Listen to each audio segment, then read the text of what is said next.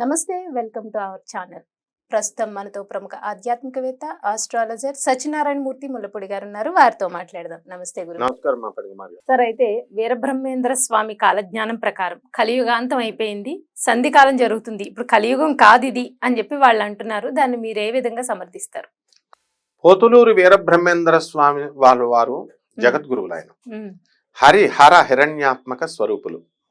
అంటే హరిహర గురు రూపంలో వచ్చినటువంటి దత్తాత్రేయ స్వాముల వారు మొత్తం 3 కాలజ్ఞానాన్ని రాశారు. కాలజ్ఞానం అంటే ఏంటంటే ఫ్యూచర్ కాదు అక్కడ జరిగేది, కాలం అసలు ఎలా పనిచేస్తుంది, ఎలాగా ఈ స్టార్స్ ఎలా ఉంటాయి, ఆ తర్వాత సూర్యుడు ఈ కాన్స్టలేషన్స్ జొడాయిక్ సైన్స్ రాసులు ఇవన్నీ ఉంటాయా ఉండవా, భవిష్యత్తు కాలం కదా ఆయన రాసింది. భవిష్యత్తుతో అది కూడా లింక్ అయి ఉంది.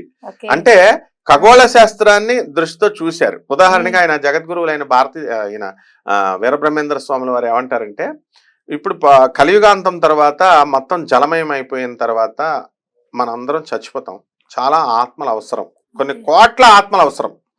అందువల్ల మనందరం కూడా స్టార్స్ అయిపోతాం. స్టార్స్ అంటే ఎక్స్పాన్షన్ ఆఫ్ ద యూనివర్స్ చేస్తారు అని చెప్పారు.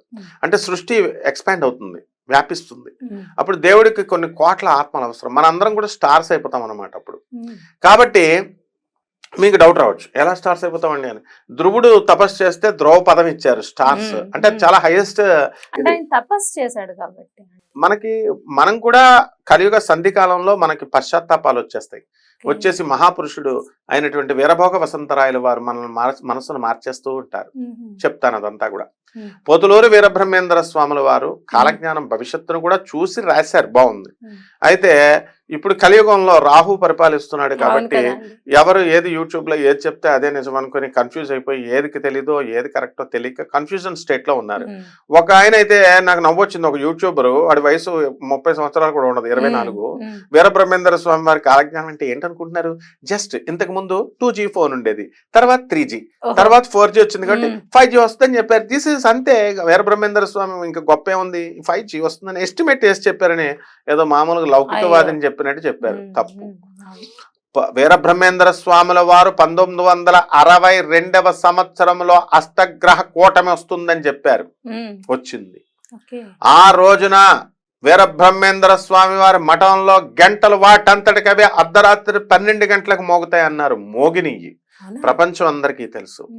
అక్కడున్న గుళ్ళో పంతుళ్ళు భయపడిపోయారు, భక్తులు భయపడిపోయి బయటకు వచ్చేసారు. 1 కిలోమీటర్ గట్టిగా సౌండ్ భరించలేకపోతున్నారు. 1 కిలోమీటర్ దూరం వచ్చేసారు. ఇవన్నీ కూడా పేపర్లు పబ్లిష్ చేసినాయి. అప్పుడు మనం ఇంకా పుట్టలేదు.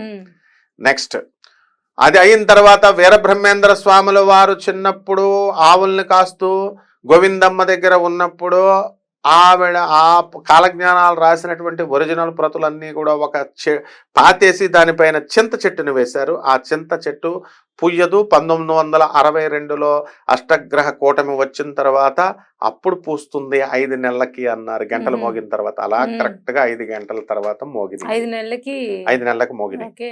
ఇది చింత చెట్టు పూసింది. ఆ పూసిన తర్వాత 5 రోజులకి చింత చెట్టు చనిపోతుందన్నారు. చనిపోయింది. ఆ చనిపోయినప్పటి నుంచి కలియుగాంతం అయిపోతుంది అన్నారు. అయిపోయింది. ఇప్పుడు సంధి కాలం జరుగుతోంది. దీన్ని సపోర్టివ్ గా నేను చెప్పగలను. ఎనీ పండితుడు, నేను అధర్వణ మీద పండితుడిని, బెజవాడ దేవస్థానం గురువుల దగ్గర పెరిగినటువంటి వాడిని. ఈ స్టోరీ చెప్పేది వీరబ్రహ్మేంద్ర స్వామి వారి కాలజ్ఞానం. దేవస్థానం బనగానపల్లి వీరబ్రహ్మేంద్ర స్వామి మఠం వాళ్ళు ధృవీకరిస్తారు. వాళ్ళ దగ్గర ఒరిజినల్ ప్రతులు ఉన్నాయి కాబట్టి ఆ ప్రతుల్లో ఉన్నాయి, వాళ్ళు చూపిస్తారు కూడా. ఏ విధమైన సందేహాలు అవసరం లేదు ఇందులో. ఇకపోతే ఎలా మనం సపోర్ట్ చేయొచ్చు అంటే, కాశీలో జరిగేటటువంటిది ఇప్పుడు కలియుగమే. అదే కలియుగం కాదు, కృతయుగమే. ఎందువలనంటే కాశీలో చాగంటి కోటేశ్వరరావు గారు ఉపన్యాసాలు కూడా ఉన్నాయి, చూసుకోండి కావలిస్తే. శివపురాణంలో చెప్పబడి ఉంది ఇదంతా. కాశీలో మనములు సృష్టి నిర్మాణం చేసిన తర్వాత ఇలాగ ప్లేన్ ఉంది, ఇలాగా ఒకే ప్లేన్ మీద భూమి ఉంది. ఫస్ట్ త్రేతాయుగం అయిపోయింది. ఆ యుగం అయిపోయినప్పుడు శివుడు వచ్చి త్రిశూలాన్ని, కాశీ పార్ట్ ఇలా ఉంటుంది కదా, ఆ భాగాన్ని, అడుగు భాగాన్ని ఇలా త్రిశూలంతో పైకి లేపుతాడు. కిందదంతా మిగతా భూమి అంతా కూడా జలమయం అయిపోయింది. మనం నీళ్ళలో చచ్చిపోయాం. మళ్ళీ కొత్త సృష్టి చేసిన తర్వాత కాశీ పరమేశ్వరుడు త్రిశూలాన్ని కిందకి దించుతాడు. దించగానే భూమిలో కలిసిపోయింది. వీళ్ళకి మాత్రం కృతయుగమే. నెక్స్ట్ రెండవది మళ్ళీ త్రేతాయుగం మనం చేస్తున్నాం. త్రేతాయుగం తర్వాత మళ్ళీ శివుడు పైకి లేపుతాడు. మళ్ళీ త్రేతాయుగం, మళ్ళీ అలా ద్వాపరయుగం, మళ్ళీ అలా కలియుగం. ఇప్పుడు అందువల్లనే కాశీలో ఎవరు సంకల్పం చెప్పినా బుద్ధిమంతుడైనటువంటి వాడు జ్ఞానుడైతే మాత్రము వాళ్ళు ఏం చెప్తారంటే కృతయుగే ప్రథంపాదే జంబూద్వీపే భరతవర్షే భరతఖండే మేరోహ దక్షిణ దిగ్భాగే అని కృతయుగాన్ని మాత్రమే సంకల్పంలో చెప్తాం, కలియుగం చెప్పం. ఆ విధంగా వీరబ్రహ్మేంద్ర స్వాముల వారు ఇది సంధికాలం జరుగుతోంది. ఇప్పుడు సంధికాలం ఎన్ని సంవత్సరాలంటే ఇప్పటి నుంచి 1960 1000 సంవత్సరాల పాటు జరుగుతుంది. ఈ 1000 సంవత్సరాలు సంధికాలం అన్నారు. మనం అందరం కూడా స్టార్స్ అయిపోతాం. బాగుంది. తర్వాత ఇప్పుడు జరగబోయేటటువంటి పరిణామాలు ఏమవుతాయంటే మనకి ఇప్పుడు 7వ మన్వంతరంలో ఉన్నాం మనం. 8వ మన్వంతరం వస్తుంది. ఈ 8వ మన్వంతరంలో బలి చక్రవర్తి ఆయన ఏమవుతాడంటే ఆయన ఇంద్రుడు అవుతాడు. ఇప్పుడున్న ఇంద్రుడు డ్యూటీ దిగిపోతాడు, చనిపోతాడు ఆయన. నవమ బ్రహ్మ ఆంజనేయ స్వామి వారు, ఇప్పుడున్న బ్రహ్మ సరస్వతిదేవి భర్త బ్రహ్మదేవుడు చచ్చిపోతాడు మనలాగా. చచ్చిపోతే ఈయన్ని ఆంజనేయ స్వామిని 9వ బ్రహ్మ కింద ఎక్కుతాడు. 8వ మన్వంతరం అంటారు దీన్ని. అప్పుడు పైన స్టార్స్ ఉన్నాయి కదా, ఆ స్టార్స్ బ్లాస్ట్ అవుతాయి. బ్లాస్ట్ అయిపోయి పడిపోతాయి కింద. మీటియార్స్ ఇవన్నీ కూడా మనం చదువుకున్నాం. తోక చుక్కల కింద పడిపోవడం ఇవంతా సృష్టి అయిపోతుంది.